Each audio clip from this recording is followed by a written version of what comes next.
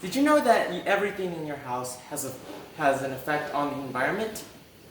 The total amount of energy that you use to create carbon is called your carbon footprint.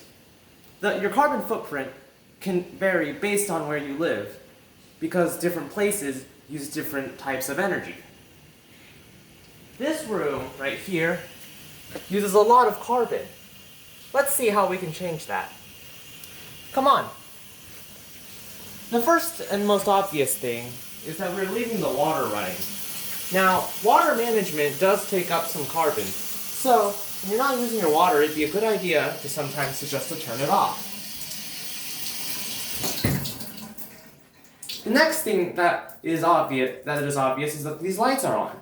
Now, don't leave your lights on since that uses electricity, and electricity is also a major form of carbon. It also uses lots of carbon. So turn off your lights.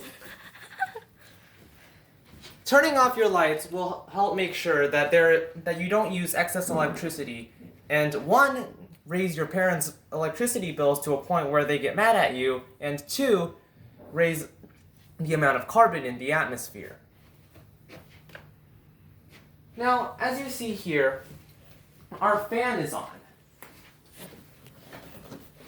The fan also uses electricity, and it is a bit warm, but if you really don't mind the heat, then you can also turn off your fan.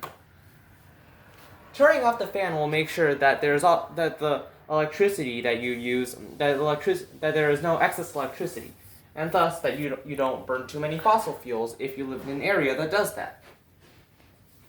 Now, we're looking good. Except for one more thing. You see, when you use air conditioning and heating, you don't realize it, but if you have drafty windows, the air can actually escape out of them. So, if you have an open window that air can escape out through, it's probably also a good idea to close them. This way, no air escapes, and your air conditioning bills are also lower. Now, look at this room. Almost no electricity is running. There's no air conditioning that is needed. It's perfectly comfortable, and there's no running water. This room has a very small carbon footprint. Thank you.